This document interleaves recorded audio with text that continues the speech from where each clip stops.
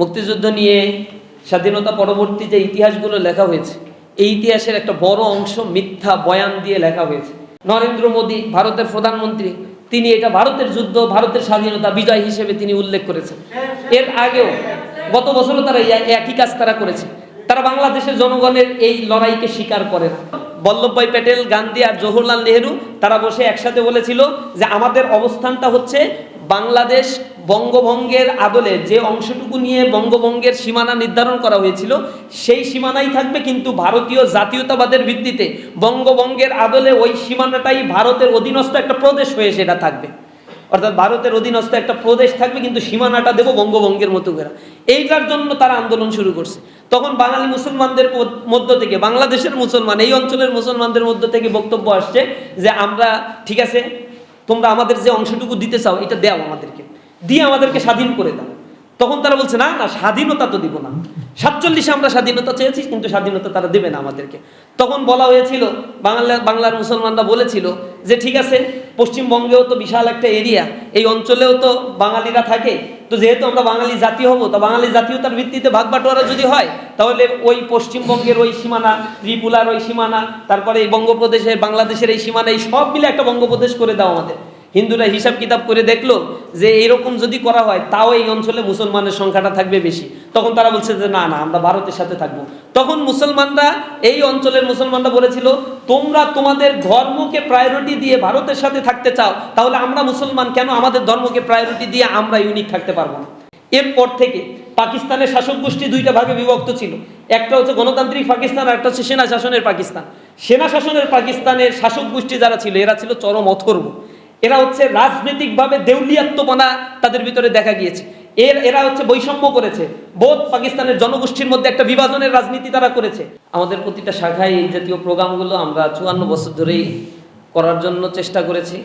আমাদের প্রতিষ্ঠার পর থেকে দীর্ঘ সময় ধরে এই বাংলাদেশে ইসলামী ছাত্র শিবির স্বাধীনতাকে ওন করে, দেশের সার্বভৌমত্বকে ওন করে কাজ করেছে। আওয়ামী ফ্যাসিবাদের সময় আমাদের র্যালি থেকে প্রচুর গ্রেপ্তার করা হতো, এবং প্রতি মাস বছরেই আমরা র্যালি শেষ করে আমাদের হিসাব করতে হইতো। সন্ধ্যার সময় আমি হিসাব নিতে হইতো কয়জন আসলে গ্রেপ্তার হয়েছে।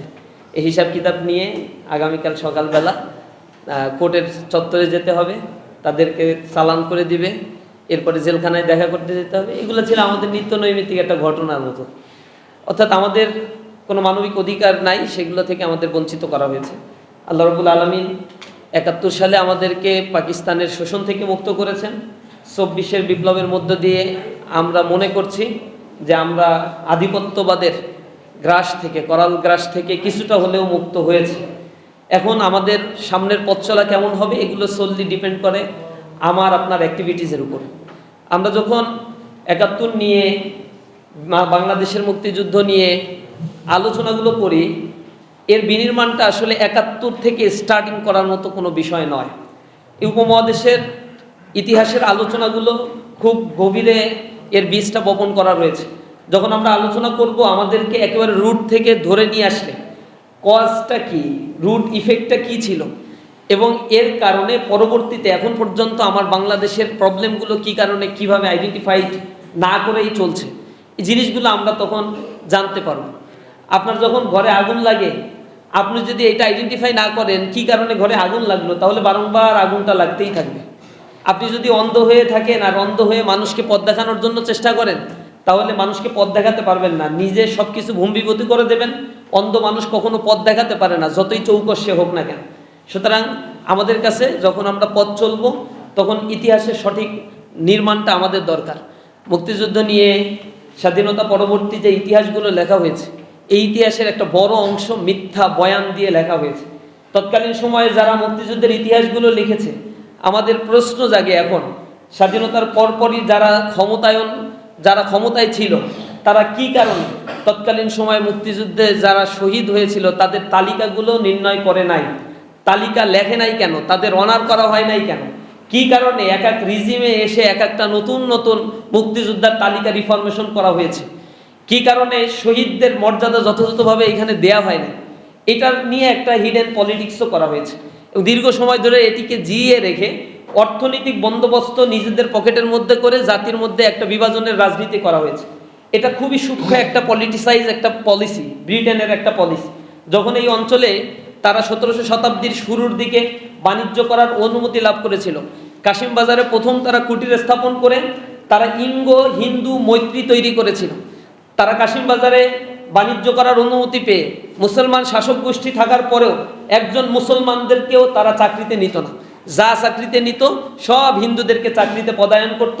তারা বুঝতো যে এখানে মেজরিটি পার্সেন্ট হিন্দু, এবং দীর্ঘ 550 বছরের ইতিহাস, সুলতানি আমল, এই ইতিহাসগুলো বিশ্লেষণ করে দেখেছে হিন্দু এবং মুসলমান সাম্প্রদায়িক সম্প্রীতির সাথে, সাম্প্রদায়িক সম্প্রীতির সাথে যারা জীবনযাপন করছে, বসবাস করছে, এই সাম্প্রদায়িক সম্প্রীতিটা যদি বজায় থাকে তাহলে এইখানে তাদের ইকোনমিক হাব তৈরি করা যাবে না।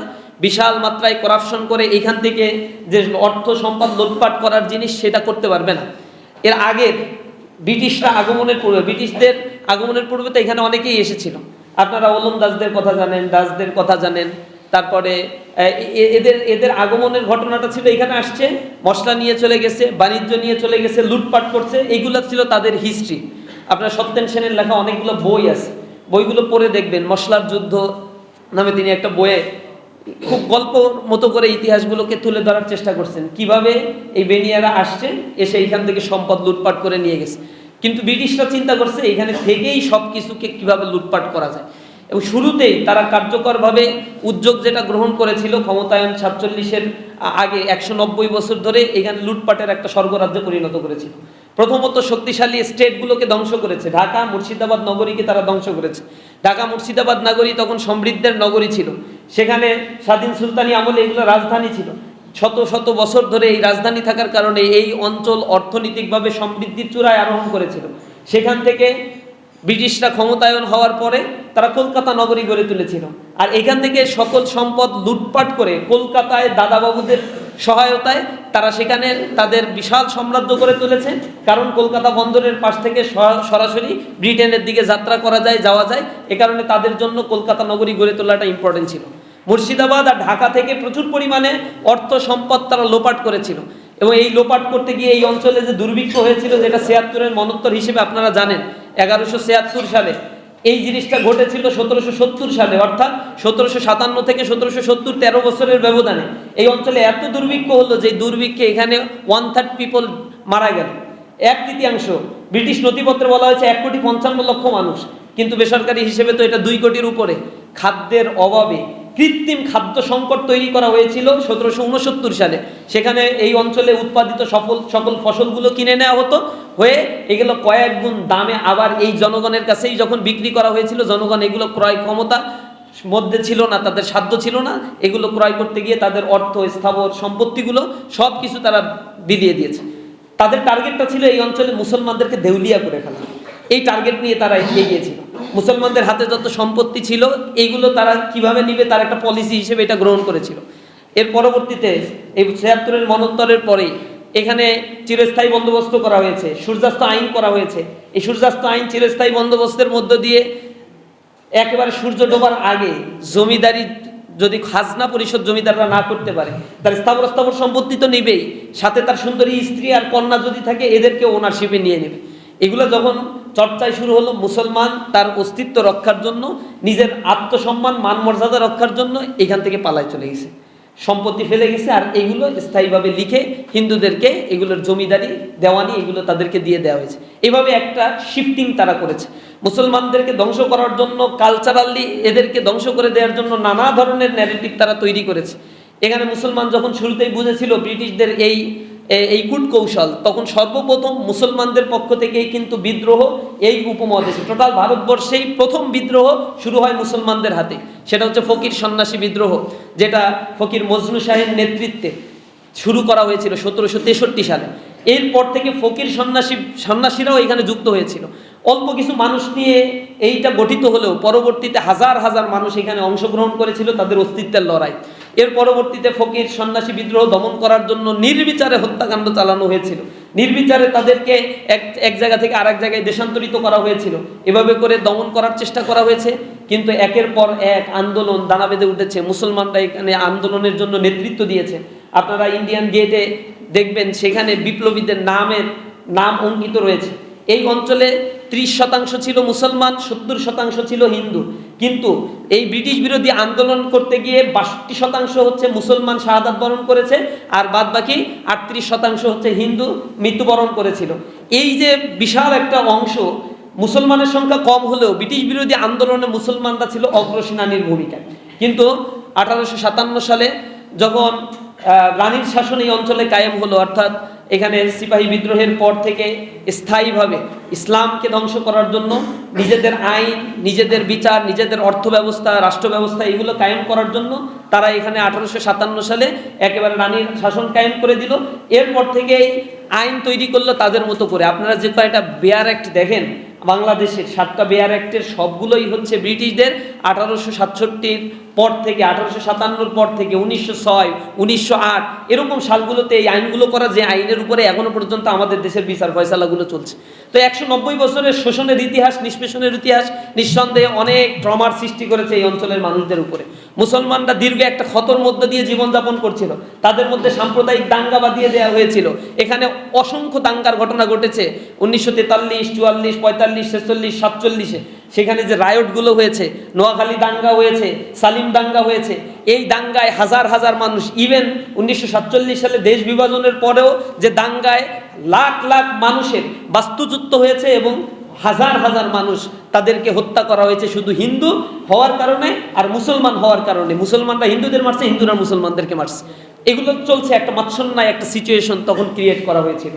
এরকম পরিস্থিতিতে আসলে শাসন ক্ষমতা কিভাবে ডিভাইড হবে, শাসন ক্ষমতা কারা গ্রহণ করবে, কিভাবে চলবে, এটা একটা বিতর্কের বিষয় ছিল, ম্যাটার অফ ডিবেট। এই জায়গা থেকে তখন মুসলমানরা মনে করত মুসলমানদের একটা ইউনিটি দরকার নিজেদের নিরাপত্তার জন্য, মুসলমানদের নিজস্ব স্বকীয়তা দরকার নিজের এবাদতের জন্য, নিজের জাতিসত্তাকে চেনার জন্য। তখন মুসলমান নিজেদের মতো করে চিন্তা করা শুরু করলো। 1947 সালে আসলো দেশ বিভক্তির পরে কোন অংশটুকু কার ভাগে যাবে। তখন কিন্তু কংগ্রেস বসে একটা সলা পরামর্শ করে নিজেদের মতো করে একটা এজেন্ডা সেট করেছে। সেই এজেন্ডার মধ্যে কংগ্রেস মিটিংয়ে বসে বল্লভভাই প্যাটেল, গান্ধী এবং জওহরলাল নেহেরু এই 3 জন ব্যক্তি বসে হিসাব কিতাব করছে 1905 সালে যে বঙ্গভঙ্গ করা হয়েছিল, এই বঙ্গভঙ্গের বিরোধিতা কিন্তু এই কংগ্রেস করেছিল, আন্দোলন করেছিল, বঙ্গভঙ্গ রদ করতে বাধ্য করেছিল। যদিও বঙ্গভঙ্গ এক ইন্টেনশন নিয়ে করা হয়েছিল, কিন্তু এর মানে ইম্প্যাক্টটা এই বঙ্গপ্রদেশে বা বাংলাদেশের এই অঞ্চলে সবচেয়ে বেশি পড়েছিল, যার ফলে মুসলমানরা পরবর্তীতে এটাকে সাপোর্ট করেছিল, কিন্তু কংগ্রেসের তীব্র আন্দোলনে এটাকে স্থগিত করতে বাধ্য হয়েছিল। যার ফলশ্রুতিতে হিন্দুরা প্রচণ্ড খুশি হয়েছিল, রবি ঠাকুর খুশি হয়েছিল, খুশি হয়ে জনগণ মন অধিনায়ক জয় হে ভারত ভাগ্য বিধাতা এরকম গান টান রচনা করে সে খুব অভিবাদন জানিয়েছিল। ব্রিটিশদের তোষণ নীতি তারা গ্রহণ করেছিল, এগুলোতে ইতিহাসের পাতায় লেখা আছে। তখন তারা বলেছিল যে বঙ্গভঙ্গের যে সীমানাগুলো একেবারেই টানা হয়েছে, বিহার, উড়িষ্যা, ত্রিপুরা, তারপরে হচ্ছে পশ্চিমবঙ্গের একটা অংশ, এই অংশ নিয়ে যে বঙ্গভঙ্গের সীমানাটা ছিল এই সীমানাই ঠিক থাকবে। তারা বলেছিল, বল্লভভাই প্যাটেল, গান্ধী আর জওহরলাল নেহেরু তারা বসে একসাথে বলেছিল যে আমাদের অবস্থানটা হচ্ছে বাংলাদেশ বঙ্গভঙ্গের আদলে যে অংশটুকু নিয়ে বঙ্গভঙ্গের সীমানা নির্ধারণ করা হয়েছিল সেই সীমানাই থাকবে, কিন্তু ভারতীয় জাতীয়তাবাদের ভিত্তিতে বঙ্গভঙ্গের আদলে ওই সীমানাটাই ভারতের অধীনস্থ একটা প্রদেশ হয়ে সেটা থাকবে। অর্থাৎ ভারতের অধীনস্থ একটা প্রদেশ থাকবে, কিন্তু সীমানাটা দেবো বঙ্গভঙ্গের মতো করে। এইটার জন্য তারা আন্দোলন শুরু করছে। তখন বাঙালি মুসলমানদের মধ্য থেকে, বাংলাদেশের মুসলমান, এই অঞ্চলের মুসলমানদের মধ্য থেকে বক্তব্য আসছে যে আমরা ঠিক আছে, তোমরা আমাদের যে অংশটুকু দিতে চাও এটা দাও, আমাদেরকে দিয়ে আমাদেরকে স্বাধীন করে দাও। তখন তারা বলছে না না, স্বাধীনতা তো দিব না, 47 আমরা স্বাধীনতা চেয়েছি কিন্তু স্বাধীনতা তারা দেবে না আমাদেরকে। তখন বলা হয়েছিল, বাংলার মুসলমানরা বলেছিল যে ঠিক আছে, পশ্চিমবঙ্গেও তো বিশাল একটা এরিয়া, এই অঞ্চলেও তো বাঙালিরা থাকে, তো যেহেতু আমরা বাঙালি জাতি হব, তো বাঙালি জাতীয়তার ভিত্তিতে ভাগ বাটোয়ারা যদি হয় তাহলে ওই পশ্চিমবঙ্গের ওই সীমানা, ত্রিপুরার ওই সীমানা, তারপরে এই বঙ্গপ্রদেশের, বাংলাদেশের এই সীমানা, এই সব মিলে একটা বঙ্গপ্রদেশ করে দাও আমাদের। হিন্দুরা হিসাব কিতাব করে দেখলো যে এইরকম যদি করা হয় তাও এই অঞ্চলে মুসলমানের সংখ্যাটা থাকবে বেশি। তখন তারা বলছে যে না না, আমরা ভারতের সাথে থাকবো। তখন মুসলমানরা, এই অঞ্চলের মুসলমানরা বলেছিল, তোমরা তোমাদের ধর্মকে প্রায়োরিটি দিয়ে ভারতের সাথে থাকতে চাও, তাহলে আমরা মুসলমান কেন আমাদের ধর্মকে প্রায়োরিটি দিয়ে আমরা ইউনিক থাকতে পারবো না। তখন তারা দেখেছিল যদি আমরা ডিভাইড হয়ে যাই তাহলে ভারত আমাদেরকে ডিভাইড থাকতে দেবে না, আমাদের স্বাধীনতাকে স্বীকার করবে না, আমাদেরকে দখল করে নেবে। ভারতের মধ্যে এই চরিত্র বাংলার মুসলমানরা তখন দেখে ফেলেছিল। কারণ তার 1 বছর, ইমিডিয়েট 1 বছর পরে 1948 সালে হায়দ্রাবাদ নগরী দখল করে নিয়েছিল। হায়দ্রাবাদ নগরী বাংলার চাইতে বড় এরিয়া ছিল, 82,000 বর্গ মাইলের একটা বিশাল সীমানা ছিল হায়দ্রাবাদ নগরী। সেই হায়দ্রাবাদ নগরী তারা দখল করেছিল 1 বছরের ব্যবধানে। সেখানে কেউ প্রতিবাদ করে নাই, জাতিসংঘ সেখানে ভূমিকা রাখে নাই। সেনা সমাবেশ ঘটিয়ে সাম্প্রদায়িক দাঙ্গা বাঁধিয়ে সাম্প্রদায়িক সম্প্রীতির ওই হায়দ্রাবাদ নগরী, যেটা ব্রিটিশ শাসনের আমলেও এখানে মানে নিজামুল মুলকরা এখানে শাসন করত, ব্রিটিশদের কর দিত, ট্যাক্স দিত, কিন্তু নিজস্ব শাসন ব্যবস্থা ছিল। সেই শাসন ব্যবস্থাকে ভেঙে দিয়ে এই হায়দ্রাবাদ নগরী দখল করে নিল। এরপরে তারা এটাকে ভেঙে চুরে 3টা প্রদেশে খান খান করে দিল। এটা হচ্ছে তাদের স্বাধীনতাকে তারা অস্বীকার করলো। সেখানে হত্যাযজ্ঞ তারা চালালো 1 বছরের ব্যবধানে। গোয়া দখল করছে তারা, মানবাদর দখল করছে, এগুলো তো তারা দখল করছে। এর পরবর্তীতে সিকিম তাদের টার্গেটে ছিল। তারা একটা কল্পনা করত, নেহেরু ডক্ট্রিনের অধীনে টোটাল ভারতবর্ষটা তাদের গ্রাসে নিয়ে আসতে হবে। এই ভারতবর্ষের বিশাল এরিয়া তাদের দখলে থাকবে এবং আশেপাশের রাষ্ট্রগুলোর সাথে তাদের সম্পর্কটা হবে মনিব আর দাসের সম্পর্ক। এই সম্পর্ক তৈরি করার জন্য দীর্ঘ পরিকল্পনার অংশ হিসেবে গোয়া, মানবাদর, এরপরে হায়দ্রাবাদ নগরী, সিকিম, এই জায়গাগুলো তারা ধারাবাহিকভাবে দখল করেছিল। সিকিমকে দখল করতে তারা কনস্পাইরেসির আশ্রয় নিয়েছিল। 1978 সালে এসে সিকিম দখল করছিল তারা। এই কনস্পাইরেসির পার্ট হচ্ছে তারা তাদের মতো করে একজন পলিটিশিয়ানকে সিলেক্ট করছে, যে পলিটিশিয়ান তাদের পারপাস সার্ভ করবে। তাদেরকে এখানে অস্ত্র দিছে, অর্থ দিছে, বুদ্ধি দিছে। সেটার নাম তো আপনারা সবাই জানেন, লেন্দুক দর্জি। এই লোকটাকে দিয়ে তারা ডেমোক্রেসি চর্চার নাম করে তৎকালীন সময়ের সিকিমের যারা রাজা ছিল তাদের এগেইনস্টে তারা এদেরকে দাঁড় করিয়েছিল। তারা আন্দোলন করেছে, নির্বাচন দিয়েছে। নির্বাচনে যখন জনগণ তাদের এই কূট বুদ্ধি বুঝতে পারে নাই, তখন লেন্দুক দর্জিকে ভোট দিয়েছিল। অধিকাংশ ভোটে লেন্দুক দর্জি বিজয় অর্জন করেছে। কিন্তু হঠাৎ করে মানে নির্বাচনের পরপরই সেখানে সিকিমে গিয়ে চারিদিক দখল করে ফেলা হয়েছে, সেনাবাহিনীর সমাবেশ ঘটানো হয়েছে, সিকিমটাকে দখল করা হয়েছে। এরপরে গিয়ে সেখানে লেন্দুক দর্জিকে পদ্মভূষণ পুরস্কার দেওয়া হয়েছে, তাকে ওই প্রদেশের প্রধান বানানো হয়েছে। 14 সাল পর্যন্ত লেন্দুক দর্জি জীবিত ছিল, লাঞ্ছিত জীবনযাপন করছে তারা। মানুষ থুতু মারছে একে, এর কথা শুনলেই মানুষ আর মানে আস্থা রাখতো না নেতাদের উপরে। এটাই ছিল ভারতবর্ষের ইতিহাসগুলো। তারা তো সব দখল করছে কিন্তু বাংলা দখল করতে পারে নাই। এটা ছিল তাদের একটা কনস্পাইরেসি। 47 সালে যে দেশটা স্বাধীন হওয়ার কথা, এটা অকল্পনীয় একটা বিষয়। বাংলাদেশের যে সীমানা, সেই সীমানার সাথে পাকিস্তানের সীমানা 1000 মাইল দূর থেকে একটা দেশকে, একটা প্রদেশকে পরিচালনা করা ইম্পসিবল একটা বিষয়। মুসলিম সেন্টিমেন্ট নিয়ে 47 সালে যখন গণভোট করা হয়েছিল এই রেফারেন্ডামে, সেখানে যারা ভোট দিতে পারতো 5 লক্ষ মানুষ সম্ভবত সেখানে ভোটাধিকার ছিল তাদের। তার মধ্যে অধিকাংশই যারা ভোট দিয়েছিল তার 99% মানুষ হচ্ছে পাকিস্তানের পক্ষে। তারা যা এই মানে মুসলিম জাতীয়তাবাদকে ওন করে পাকিস্তানের পক্ষে তারা ভোট দিয়েছিল। পাকিস্তান তো এমন না যে আমাদেরকে দখল করে নিয়েছিল, কারণ ভারতের অবস্থানের কারণে এই অঞ্চলের মানুষ বুঝেছিল তার নিজস্ব মুসলিম জাতিসত্তাকে ধরে রাখার জন্য আর কোনো উপায় আমাদের নাই, এটাই আমাদেরকে বেস্ট অপশন হিসেবে বাছাই করতে হবে। এরপর থেকে পাকিস্তানের শাসক গোষ্ঠী 2টা ভাগে বিভক্ত ছিল। একটা হচ্ছে গণতান্ত্রিক পাকিস্তান আর একটা হচ্ছে সেনা শাসনের পাকিস্তান। সেনা শাসনের পাকিস্তানের শাসক গোষ্ঠী যারা ছিল এরা ছিল চরম অথর্ব। এরা হচ্ছে রাজনৈতিকভাবে দেউলিয়াত্মপনা তাদের ভিতরে দেখা গিয়েছে। এরা হচ্ছে বৈষম্য করেছে, বোধ পাকিস্তানের জনগোষ্ঠীর মধ্যে একটা বিভাজনের রাজনীতি তারা করেছে, শোষণ করেছে, নির্যাতন করেছে, নিষ্পেষণ করেছে। এগুলো ন্যাচারাল বিষয় ছিল পাকিস্তানের জন্য। এর কারণে বাংলাদেশের মানুষ ফুঁসে উঠেছে আর পেছন দিক থেকে ফুয়েল দেওয়া হয়েছে। এই ফুয়েল দেওয়ার কারণে, ফুঁসে ওঠার কারণে সামগ্রিকভাবে একটা বিপ্লব সংগঠিত হয়েছে এই অঞ্চলে। এখানে কৃষক, মজুর, দিনমজুর, খেটে খাওয়া মানুষগুলো রাস্তায় নেমেছে। যখন 10 এপ্রিল 1971 সালে ঘোষণা করা হয়েছিল একটা ঘোষণাপত্র, মুক্তিযুদ্ধ কোন ভিত্তিতে হবে, এরপরে 17 এপ্রিল সেটা ঘোষণা করা হয়েছে, অস্থায়ী রাষ্ট্রপতি ঘোষণা করা হয়েছে, সেখানে একটা সরকার গঠন করা হয়েছে। সেই ঘোষণাপত্রে বলা ছিল আমরা মুক্তিযুদ্ধের ডাক দিচ্ছি সাম্য, মানবিক মর্যাদা আর সামাজিক ন্যায় বিচার প্রতিষ্ঠার জন্য। সুতরাং যার যা কিছু আছে সবাই সব কিছু নিয়ে রাস্তায় নেমে পড়েন। তখন সাধারণ জনতা, আপামর জনতা রাস্তায় নেমে এসেছিল। যেমনি জুলাইয়ে আপনারা চাক্ষুষ সাক্ষী, 71 আপনি আমি দেখি নাই, কিন্তু কিছুটা আশ করি জুলাইকে কেন্দ্র করে। জুলাইকে অনেকেই বিক্রি করে নিজেদের মতো করে পকেট বাণিজ্য, ব্যবসা বাণিজ্য, রাজনীতি এগুলো তো করতেছে। এগুলোকে নিয়ে ব্যবসা বাণিজ্যের তো কোনো শেষ নাই। 71কে নিয়েও তখন ব্যবসা বাণিজ্যের এই দৃষ্টান্তগুলো কমতি নাই। যে কারণে জনগণ নেমেছিল, সেই জনগণকে তার যে ঘোষণাপত্রের যে ম্যান্ডেট সেইগুলোকে তারা ওভারলুক করে পরবর্তীতে বাংলাদেশে তারা কায়েম করেছিল বাকশাল। বাংলাদেশে দুর্ভিক্ষ সৃষ্টি করেছিল। এখানে একাধিকবার সংবিধানে কাটাছেঁড়া করা হয়েছে, একাধিকবার এখানে স্বৈর শাসনের আবির্ভাব ঘটেছে, সেনা শাসনের আবির্ভাব ঘটেছে। এটা কি কারণে করা হয়েছে? এটা তো একটা কনস্পাইরেসির পার্ট হিসেবে ধারাবাহিকভাবে এই বাংলাদেশকে এক অকার্যকর রাষ্ট্রে পরিণত করার জন্য চেষ্টা করা হয়েছে। এরপরেই স্বাধীনতার পরে সঠিক মুক্তিযুদ্ধের ইতিহাস, স্বাধীনতা যুদ্ধের ইতিহাসগুলো কেন সঠিকভাবে লেখা হয়নি? কেন শহীদদের সংখ্যাগুলো নিয়ে এখনো তর্ক বিতর্কের জন্ম হচ্ছে? কেন এই ইতিহাস লেখার ক্ষেত্রে গোজামিলের আশ্রয় নেওয়া হয়েছিল? কি কারণে এই ন্যারেটিভকে নিয়ে এসে এই দেশের জনগোষ্ঠীর মধ্যে বিভাজনের রাজনীতি তৈরি করা হয়েছে? এই বিভাজনের রাজনীতির স্পষ্ট একটা কারণটা হচ্ছে রাজনৈতিকভাবে বিভাজন তৈরি করে অর্থনৈতিক ফায়দা হাসিলের নগ্ন পায় তারা। যখন আপনার সামনে একটা প্রক্রিয়া, একটা চিত্র নিয়ে আসবে, এই দেখো এ হচ্ছে আমার এনিমি, এ হচ্ছে শত্রু, এ হচ্ছে গাদ্দার, এই হচ্ছে এই, আপনাকে এইটা নিয়ে মিডিয়া দিয়ে ব্যস্ত রাখতেছে আর কোটি কোটি টাকা লোপাট করে নিয়ে চলে যাচ্ছে। এটা ব্রিটিশদের পলিসি ছিল। এই পলিসির ধারাবাহিকতায় বাংলাদেশ স্বাধীন হওয়ার পরেও দেশটাকে পিছিয়ে দেওয়ার জন্য এই কনস্পাইরেসিগুলো ধারাবাহিকভাবে করা হয়েছে। যার ফলশ্রুতিতে আপনি এখন এসে এই যে 2025 সালে এসে যদি আমার শুনতে হয় যে বাংলাদেশের 33% they are living below the poverty line, 6,44,00,000 মানুষ সরকারি হিসেবে এখন দারিদ্র সীমার নিচে বসবাস করে, এটা তো একটা শেমফুল একটা কাজ। এরপরে আমার যদি এখনো শুনতে হয় যে এই বাংলাদেশে এখনো পর্যন্ত যুব শ্রেণীর মধ্যে সরকারি হিসেবে অনুযায়ী 27,04,000 বেকার রয়েছে, বেসরকারি হিসাব বলে 40 লাখের মতো বাংলাদেশে শিক্ষিত বেকার রয়েছে, কেন?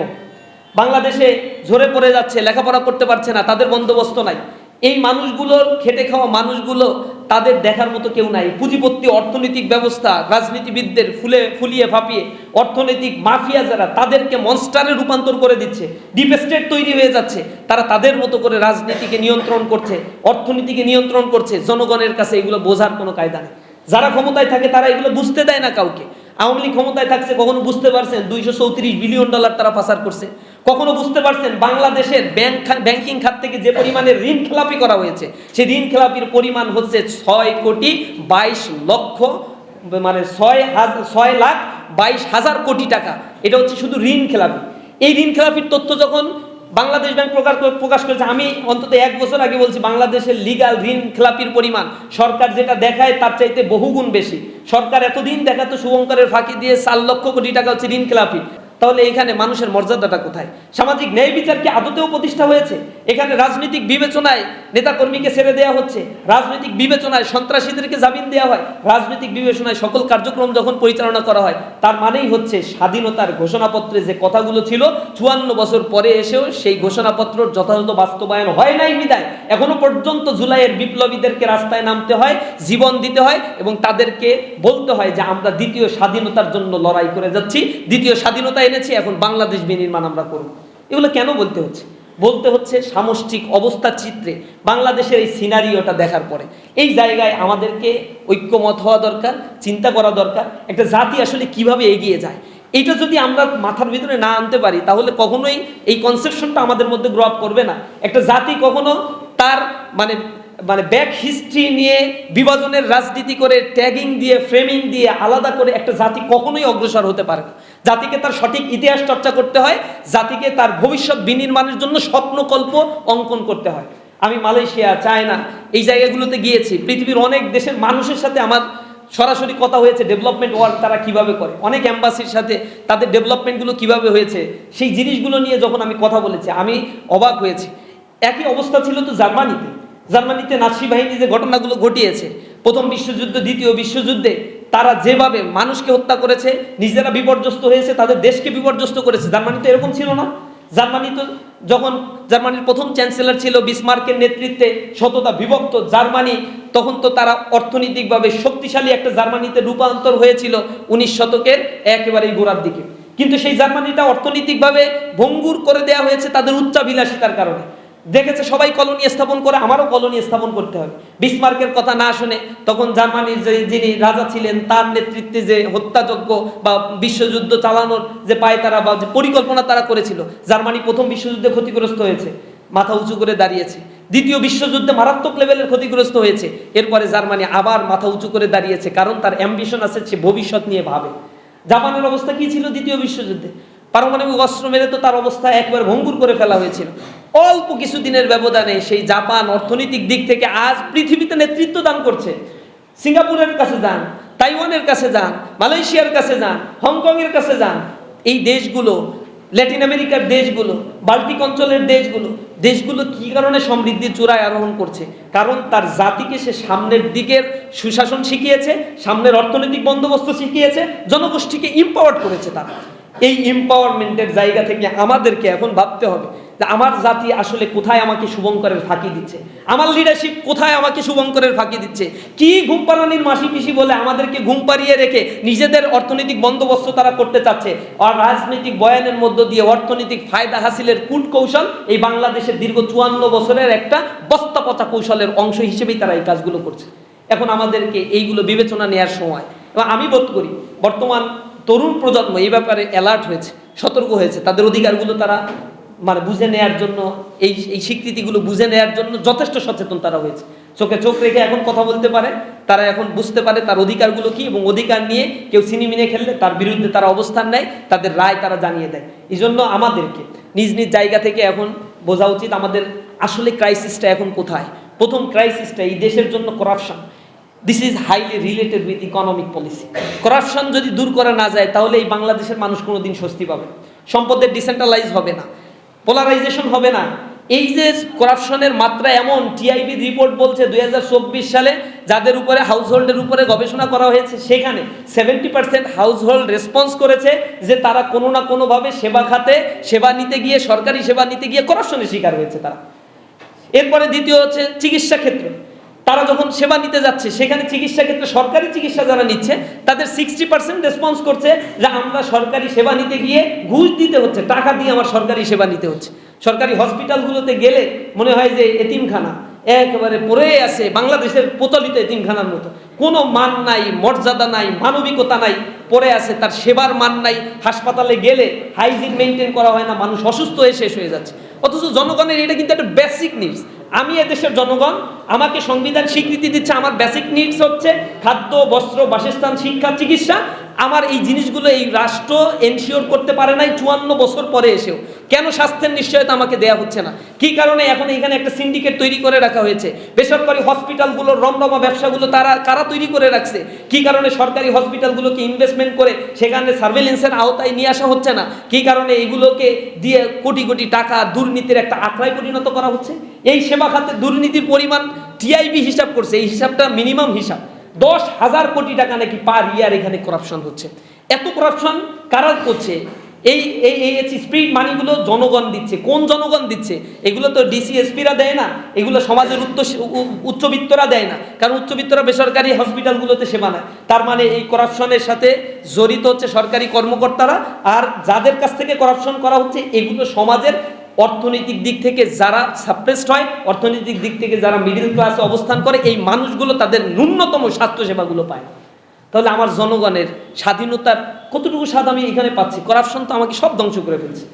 এরপরে আমার মাদক একটা বড় রিজনেবল একটা কজ হয়ে দাঁড়িয়েছে। যে পরিমাণে মাদক এই অঞ্চলে ঢুকছে, কোটি কোটি মাদক, ভয়ঙ্কর মাদক আইস ঢুকছে, ইউনিভার্সিটিগুলোর জায়গা, আশেপাশের জায়গাগুলো মাদকের অভয়ারণ্যে পরিণত হয়েছে। আমার ইউনিভার্সিটিতে পড়াকালীন সময় আমরা জানতাম যে একটা টিম আছে ইউনিভার্সিটিতে, এ হচ্ছে মাদকের ব্যবসার সাথে জড়িত, এগুলো ওই কাজই করে, এবং এগুলো হচ্ছে আমাদের ক্যাফেটেরিয়া বা ইসের পাশে এগুলো বসে থাকবে, এগুলোর একটা কমিউনিটি আছে। মানে এটা জানা ওপেন সিক্রেট, বিশ্ববিদ্যালয় প্রশাসন জানে কিন্তু কোনো ব্যবস্থা নেবে না তারা। এই সিন্ডিকেটটা তারা লালন পালন করে। বিশ্ববিদ্যালয় প্রশাসন যেমন লালন পালন করে, এর ভিতরে তো একটা গোষ্ঠী আছেই। এটা আপনারা দেখছেন যখন মাদক উচ্ছেদ অভিযান চালানো হয় তখন কি পরিমাণে আতে ঘা লাগছে। কারণ হচ্ছে এখান থেকে উচ্ছেদ করে দিলে তো আর মাদক ব্যবসা বন্ধ হবে না, সরকার ব্যবস্থা না নিলে। একটু দূর থেকে তাদের কিনে নিয়ে আসতে হবে, এটাই হচ্ছে তাদের গাত্রদাহের সমস্যা।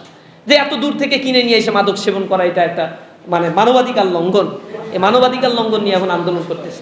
মাদক একটা জাতিকে শেষ করে দেয়, একটা সমাজ, একটা পরিবারকে শেষ করে দিচ্ছে। কিন্তু মাদকের বিরুদ্ধে প্রতিবাদ করতে গেলে প্রতিরোধের মুখোমুখি হতে হয়। এটা হচ্ছে লজ্জাস্কর একটা সোসাইটিতে আমরা এখন পর্যন্ত আছি। এই সমাজের বড় প্রবলেমটা হচ্ছে ইকোনমিক ডিসেন্ট্রালাইজেশন নাই, ইকোনমিক্যালি ইয়াং জেনারেশনকে এম্পাওয়ার্ড করা হয় না। এখানে এডুকেশন একটা হিজিমনির মধ্যে দিয়ে বড় করা হচ্ছে। এই হিজিমনিটা হচ্ছে একেবারে ভারতীয় হিজিমনির আদলে আমাদের ইকোনমিক সিস্টেমটাকে ডেভেলপ করা হয়েছে, আমাদের এডুকেশন সিস্টেমটাকে ডেভেলপ করা হয়েছে। যদি আমার এডুকেশন সিস্টেম কারিগরি শিক্ষার মাধ্যমে তৈরি করা সম্ভব হতো তাহলে আমার যুব শ্রেণী তো বেকার থাকার কথা না, ডেমোগ্রাফিক ডিভিডেন্ড সুবিধা যখন আমি পেয়েছি 2006 সাল থেকে 30 সালে শেষ হয়ে যাবে, এরপরে যদি কান্নাকাটিও করেন তাহলে একটা দেশের জন্য আর এই অর্থনীতি রিকনস্ট্রাকশন করা সম্ভব না। কারণ 2030 সালের পর থেকে গ্রাজুয়ালি এটা ডিক্লাইন হতে থাকবে। এই ডিক্লাইনটা এমন পর্যায়ে যাবে সেখানে বৃদ্ধ মানুষের পরিমাণ বাড়বে, তার মানে ডিপেন্ডেন্সি পিপলের পরিমাণ বাড়বে। রাষ্ট্র তো ডিপেন্ডেন্সি ভাতা দেয় না, তাহলে ডিপেন্ডেন্সি পিপলের পরিমাণ বাড়লে ওয়ার্কিং পিপলের উপরে এক্সট্রা প্রেশার তৈরি হবে। এই এক্সট্রা প্রেশারগুলো হচ্ছে আনএমপ্লয়েড ক্রিয়েট করবে, সাথে সাথে আমাদের মধ্যে মানসিক অস্বস্তি তৈরি করে, আবার হচ্ছে মানে ইকোনমিকে আবার গ্রাজুয়ালি ডাউনওয়ার্ড স্লোপিং এর দিকে নিয়ে যায়। মানে আপনার ডিপেন্ডেন্সি পিপলের পরিমাণ বাড়লে আপনার ইনকাম একা, কিন্তু আপনার উপর ডিপেন্ডেন্স আছে 4 জন, তখন আপনি আপনার ইনকাম দিয়ে এই 4 জনকে সার্ভাইভ করতে গেলে আপনি আপনার বেসিক নিডস ফিল আপ করতে পারবেন না, পরের জেনারেশনের জন্য কোনো কিছু মানে আপনি সেভিংস করেও যেতে পারবেন না। অর্থনীতি গ্র্যাজুয়ালি এখানে ডিক্লাইন হতে থাকে এবং এনার্কি সিচুয়েশন তৈরি হয় সোসাইটির মধ্যে। এই সোসাইটির মধ্যে তখন হচ্ছে নিম্নবিত্ত শ্রেণী মানে সন্ত্রাসকে বাছাই করে নেয়, লুটপাটকে বাছাই করে নেয়, কোনো একটা রাজনৈতিক আশ্রয়ের অধীনে যায় এবং সেই রাজনৈতিক শক্তিকে কুক্ষিগত করে করাপশনকে তারা তাদের হাতিয়ার হিসেবে গ্রহণ করে নেয়। ইকোনমির সাথে সোসাইটির করাপশনের অঙ্গাঅঙ্গিভাবে একটা সম্পর্ক রয়েছে। তাহলে আমার ইকোনমিকে কেন 2006 সাল থেকে রিফরমেশন করা হলো না, রিকনস্ট্রাকশন করা হলো না? যুব শ্রেণীকে ইম্পাওয়ার করা হয়নি কেন? ইকোনমিক জোন তৈরি করা হয়নি কেন? বিদেশে যারা যাচ্ছে শ্রমিক হিসেবে সেই মানুষগুলোর জন্য একেবারে ফ্রি করে দাও, বিদেশে আমি লোক পাঠাবো। তাহলে আমার যদি বাংলাদেশ সরকার 100 কোটি টাকা যদি একটু বরাদ্দ রাখে যে বিদেশে যে শ্রমিকরা যায় তাদেরকে 100 কোটি টাকা এখানে দিলাম, যেতে যে খরচ হয় তার একটা অংশ বৃত্তি হিসেবে এই শ্রমিকদের দিব। আমার দেশের অর্থনীতি চালায় তো এরা, এই অর্থনীতি যেহেতু যা চালায় এরা, আমার দেশের অর্থনীতির বেসমেন্ট এদের উপরে দাঁড়িয়ে অর্থনীতি যখন বন্ধ করে দিছিল রেমিটেন্স পাঠানো, জুলাই আন্দোলনে হাত পা ধরা শুরু হয়ে গেছিল না? 7 দিন রেমিটেন্স বন্ধ করে দিলে দেশের অবস্থা খারাপ হয়ে যাবে। কারণ 62% খাদ্যশস্য বিদেশ থেকে আমদানি করতে হয় রাইট নাও। আমাদের দেশের কল কবজা যা চলে সব বিদেশ থেকে আমদানি করতে হয়, আর এই আমদানি করতে গেলে ডলার দরকার। ডলার কোত্থেকে আসে? নিজের দেশের অর্থনীতি ফ্লো বাড়লেই ডলারের ফ্লো বাড়ে না। এখানে ইন্টারন্যাশনাল ট্রানজ্যাকশনের অনেক বড় বিষয় আছে, ব্যালেন্স অফ পেমেন্টের অনেক বড় বিষয় আছে। এই ব্যালেন্স অফ পেমেন্ট যখন ইমব্যালেন্স হয়ে যায় তখন দেশের ইকোনমি অস্থির অবস্থার মধ্যে দিনাতিপাত করতে থাকে। এটা একটা মারাত্মক রকমের একটা ভিসিয়াস সার্কেল, একটা দুষ্ট একটা চক্র। বাংলাদেশের ইকোনমিটা solely ডিপেন্ড করে আরএমজি সেক্টরের উপরে, solely ডিপেন্ড করে রেমিটেন্স সেক্টরের উপরে। এখন রেমিটেন্স সেক্টরটাকে পঙ্গু করে দেওয়ার জন্য অথবা এটা লাগাম টেনে ধরার জন্য তো কনস্পাইরেসি দীর্ঘ সময় ধরে চলছে, ব্যাংকিং চ্যানেলে চলছে। আপনারা জানেন বাংলাদেশে $30 বিলিয়ন রেমিটেন্স আসে ব্যাংকিং চ্যানেল দিয়ে, অন্তত $25 বিলিয়ন রেমিটেন্স আসে এই হুন্ডি বার্তার মধ্য দিয়ে। এই $25 বিলিয়ন যদি ব্যাংকিং চ্যানেল থেকে আসতো তাহলে অসাধু ব্যবসায়ীরা যে টাকা পাচার যেগুলো হয় এগুলো বন্ধ হয়ে যেত, দেশের টাকা দেশে থাকতো, দেশের টাকা দেশে মোবিলাইজ হওয়া মানে এখানে এমপ্লয়মেন্ট ক্রিয়েট হওয়া, ইয়াং জেনারেশন আরও বেশি এম্পাওয়ার্ড হওয়া। কিন্তু সেই জিনিসগুলো আমরা দেখতে পাই না অর্থনৈতিক পলিসির মধ্যে। মানিটারি পলিসি নাই, ফিসক্যাল পলিসি নাই। এইখানে রাজনীতিবিদরা যেগুলো হচ্ছে এখানে অর্থ মন্ত্রণালয়ের দায়িত্ব পালন করে, অর্থ মন্ত্রণালয়ে যে সচিব থেকে শুরু করে নিচের দিকে যারা আছে সবাই করাপশনের সাথে জড়িত।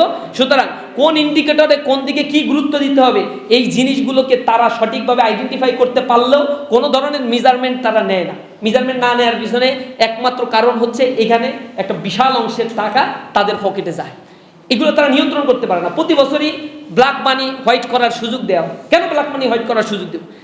অবৈধভাবে টাকা পাচার করছে আর তুমি এটা হোয়াইট করার জন্য অফার দিয়ে দাও। অফার দিলে কয় টাকা হোয়াইট করে? কেউ হোয়াইট করে না। সবসময়ের জন্য এই সুযোগ সুবিধা, তার মানে এই রাষ্ট্র জাতিগতভাবে একটা করাপশনের মধ্য দিয়ে যেতেই তারা পছন্দ করে। এখন এইগুলো নিয়ে তো সচেতনতা আমাদেরকে করা হয় না, যুব শ্রেণীকে করা হয় না। আমাদেরকে ক্লাস বাঁধানো, ওই যে ন্যারেটিভ নিয়ে আসে 71 তুমি রাজাকার, তুমি আলবদর, তুমি আশামস, যাদের সাথে সংসার আজকে তারা রাজাকার, আবার যাদের সাথে সংসার ভেঙে গেল তারা হচ্ছে এই ট্যাগিং ফ্রেমিং দিয়ে অর্থনৈতিক একটা বন্দোবস্তের হাব তৈরি করছে একটা নির্ধারিত গোষ্ঠী। এই গোষ্ঠীর এই হাবটাকে যতদিন পর্যন্ত ভাঙা না যাবে এই দেশের মধ্যে অস্থিরতা কখনোই কমবে না। এই জিনিসটা এখন আমাদেরকে রিথিঙ্ক করার একটা মোক্ষম সময় আসছে। ইতিহাসের গতিতে চলে না, ইতিহাস তার ইকোনমিক ফিলসফির আলোকে চলে, পলিটিক্স তার ইকোনমিক ফিলসফির আলোকে চলে। ইকোনমিক্স আলাদা কোনো সাবজেক্ট এই পৃথিবীতে ছিল না। একটা সময় ছিল পলিটিক্যাল ইকোনমি, এইটাকে ইকোনমির ভাস্ট সেকশন বাড়ার কারণে এখান থেকে বের করে ইকোনমিকে আলাদা করা হয়েছে। কিন্তু পলিটিক্স আর ইকোনমিক্স এটা অঙ্গাঅঙ্গিভাবে জড়িত, সব ইকোনমিক্সটা এটা স্বীকার করে। কারণ পলিটিক্স আর ইকোনমিক এই দুইটার পলিসির উপরে ডিপেন্ড করে এটা রাষ্ট্রের কাঠামো, মানুষের সুশাসন, মানুষের মধ্যে সাম্য, মানুষের মধ্যে মানে সমাজের তার প্রপার্টি যেটা তার ওনারশিপে রয়েছে সেগুলো প্রাপ্তি, এই সব কিছু এগুলো নির্ভর করা হচ্ছে ইকোনমিক পলিসি পাশাপাশি রাষ্ট্রের পলিসির উপরে। সুতরাং এই রাষ্ট্রের পলিসি, ইকোনমিক পলিসি, এগুলো রিফরমেশনের উপরে অনেক অনেক বিষয় আমাদের ডিপেন্ড করে। আমরা এই প্রজন্ম বলতে শিখবো, বাংলাদেশকে নিয়ে ভবিষ্যৎভাবে বিনির্মাণ করা শিখবো। আমাদের ভিতরে বিভেদ তৈরি করে কোনো জাতি আগাতে পারে না। ইউরোপ আমেরিকার যে জাতিগুলো একটা সময় যুদ্ধ করেছে, অনেক ঘটনা ঘটেছে তাদের মধ্যে, কিন্তু তারা স্টেপ ফরওয়ার্ড, সামনে কি করবে, স্বাধীনতাকে কিভাবে তারা হেফাজত করবে, রক্ষা করবে, মানুষের মর্যাদা কিভাবে রক্ষা করবে। এমন না যে স্বাধীনতা পেয়ে আবার আমি আধিপত্যবাদের আর একটা আধিপত্যবাদের মধ্যে নিজেকে নিমজ্জিত করে ফেললাম, তাহলে তো এটা আমাদের জন্য লস হইল। আমাদের ৭১-এর মুক্তিযুদ্ধের ব্যাপারে আমি এটা ধিক্কার জানাই, এটা নিন্দা জানিয়ে রাখি। নরেন্দ্র মোদী ভারতের প্রধানমন্ত্রী, তিনি এটা ভারতের যুদ্ধ, ভারতের স্বাধীনতা বিজয় হিসেবে তিনি উল্লেখ করেছেন। এর আগেও গত বছরও তারা একই কাজ তারা করেছে। তারা বাংলাদেশের জনগণের এই লড়াইকে স্বীকার করে না। ইভেন যখন এইগুলা পাকিস্তানের কাছ থেকে হ্যান্ডওভার করা হয়েছিল এই দেশকে, তখন ছিল হচ্ছে ভারতের সেনাপ্রধান, বাংলাদেশের কোনো সেনাপ্রধান সেখানে উপস্থিত থাকে নাই বা তাদের হাতে এটা হ্যান্ডওভার করা হয় নাই। এটা তো স্বাভাবিকভাবেই ভারতকে ওই মনস্তাত্ত্বিক জায়গায় নিয়ে গিয়েছে যে আমরা একটা করুণার দান হিসেবে বাংলাদেশকে দিয়েছি। কিন্তু এটা একটা মিথ্যা বয়ান তারা তৈরি করেছে। বাংলাদেশের মুক্তিযুদ্ধে খেটে খাওয়া মানুষগুলো রাস্তায় ছিল, খেটে খাওয়া মানুষগুলো জীবন দিয়েছে, এই মানুষগুলো তাদের স্বাধীনতাকে এনে নিয়েছে। কিন্তু এই স্বাধীনতাকে বেহাত করার জন্য তারা তাদের মতো করে ষড়যন্ত্র করে দীর্ঘ সময় ধরে বাংলাদেশকে এক আধিপত্যবাদের করাল গ্রাসে নিমজ্জিত করেছে, অর্থনীতিকে কুক্ষিগত করার জন্য রাজনৈতিক বয়ান দাঁড় করিয়েছে, ইতিহাসকে মিথ্যাভাবে চিত্রায়িত করেছে এবং জাতির মধ্যে একটা বিভাজনের রাজনীতির রেখা তারা টেনে দিয়েছে। এই রেখা যদি আমরা ভাঙতে না পারি, আমরা যদি এই কথাগুলো বলতে না পারি, নতুন বাংলাদেশের স্বপ্ন জাতিকে নিয়ে না দেখাতে পারি, তাহলে এই বাংলাদেশের 2024 সালে এসে বলতে হচ্ছে মাথাপিছু আয় $2883 মার্কিন, ওগুলো আরও 20 বছর পরে গিয়েও $3272 মার্কিন মধ্যেই সীমাবদ্ধ থাকবে। আমাদের সমসাময়িক সময়ে যারা স্বাধীনতা অর্জন করেছে তারা 13,000, 14,000, 15,000 মার্কিন মাথাপিছু আয়ে চলে গেছে। আবার তাদের এই মাথাপিছু আয়ের মধ্যে কোনো শুভঙ্করের ফাঁকি নাই, আমাদের এখানে শুভঙ্করের ফাঁকি আছে। আমাদের গিনি কোএফিসিয়েন্টের ডিসপারশনটা অনেক বেশি। ইকোনমিক মেজারমেন্ট হয় গিনি কোএফিসিয়েন্ট দিয়ে, মাথাপিছু আয় দিয়ে নয়। মাথাপিছু আয়টা হচ্ছে একেবারেই শুভঙ্করের ফাঁকি। আপনার 20 লাখ টাকা ইনকাম, আমার হচ্ছে 500 টাকা ইনকাম, দুইজনের ইনকাম হচ্ছে 10 লাখ 250 টাকা, এই হচ্ছে আমার মাথাপিছু আয়। এগুলো একেবারেই শুভঙ্করের ফাঁকি। গিনি কোএফিসিয়েন্টে বাংলাদেশের দেখা যাচ্ছে যে ইনকাম ডিসপারশন লেভেলটা অনেক অনেক হাই। আমাদের কিছু মানুষের ইনকাম আউটলেয়ার একেবারে বাইরে অনেক দূর, আর কিছু মানুষ হচ্ছে দারিদ্র সীমার একেবারে প্রান্তিক লেভেলে বসবাস করছে। এগুলো আমাদের ভিতর থেকে দূর করতে হবে। মানুষের সম্পদগুলোকে দেখেন ইন্ডাস্ট্রিয়ালাইজেশন করা হয়েছে, পারপাসিভ ইন্ডাস্ট্রিয়ালাইজেশন। লেবার ইকোনমি থেকে আমাদের ক্যাপিটাল ইকোনমিতে কনভার্ট করা হয়েছে। এই ক্যাপিটাল ইকোনমিতে কনভার্ট করার মধ্য দিয়ে জাতিকে মারাত্মক লেভেলের ক্ষতির মুখোমুখি করা হচ্ছে। লেবারগুলোকে এম্পাওয়ার্ড করা হচ্ছে না, লেবারকে এম্পাওয়ার্ড করা হচ্ছে না, কিন্তু ক্যাপিটাল ইকোনমিতে কনভার্ট করা হচ্ছে। ক্যাপিটাল ইকোনমি মেশিনারি দিয়ে কার্যক্রম পরিচালিত হবে। লেবার ইকোনমি হচ্ছে আমার দেশ লেবার ইন্টেন্সিভ। হঠাৎ করে লেবার ইন্টেন্সিভ কান্ট্রি কখনো ক্যাপিটাল ইন্টেন্সিভ হতে পারে না। যদি সেটা হয় তাহলে আনএমপ্লয়েডের পরিমাণ অনেক বেড়ে যায়। এই সূক্ষ্ম একটা নর্মাল একটা সেন্স, এগুলো একজন রিক্সাওয়ালার বললে সেও বুঝে যায়, কিন্তু আমার দেশের রাজনীতিবিদরা এটা বোঝে না। বুঝাও এগুলোতে রেসপন্স করবে না। যত দারিদ্র তত রাজনীতিবিদদের পিছনে পিছনে ঘুরবা, এইটা হচ্ছে তারা চায়। এই অর্থনৈতিক বন্দোবস্তটাও রিফরমেশন করা দরকার। আমরা আশা করি আমাদের মুক্তিযুদ্ধের প্রত্যয়, বিজয় দিবসের প্রত্যয় এটা হোক, দেশটা যেন মানুষের জন্য হয়। যে দেশের মানুষ তার মুক্তি মিলাতে পারে না, স্বাধীনতা মিলাতে পারে না, মানুষ তার অর্থনৈতিক মুক্তি মিলাতে পারে না, মানুষ তার রাজনৈতিক দাসত্ব থেকে মুক্ত হতে পারে না, এটা মুক্তিযুদ্ধ হতে পারে না বা এটা মুক্তি দিতে পারে নাই আমাদেরকে। সুতরাং আমরা আশা করি যেন আমরা নতুনভাবে এই বাংলাদেশকে বিনির্মাণ করার জন্য আমরা নিজেদের জায়গা থেকে সর্বোচ্চটুকু দিয়ে দিতে পারি, সর্বোচ্চটুকু দিয়ে নিজেদেরকে সেই যোগ্য করে গড়ে তোলার জন্য সর্বোচ্চ চেষ্টা আমরা করব। আল্লাহ রাব্বুল আলামিন আমাদেরকে সেই তৌফিক দান করুন।